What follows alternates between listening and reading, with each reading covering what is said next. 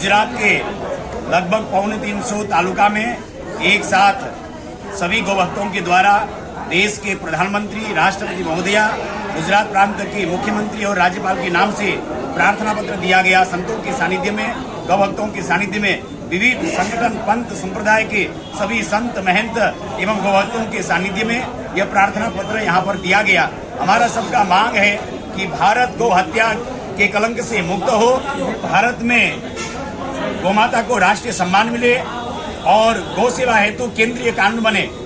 और गुजरात ये सौभाग्यशाली प्रांत है जहाँ पर लाखों गोवंश की सेवा हो रहा है, फिर भी कत्ल खानों में, बूचड़ खानों में हमारी गाय कट रही है, सड़कों में हमारी गाय दुख पा रही है, कचड़ों में अपना पेट भरने के लिए मजबूर है। इसलिए सारा गुजरात आज आवाज उठाता है।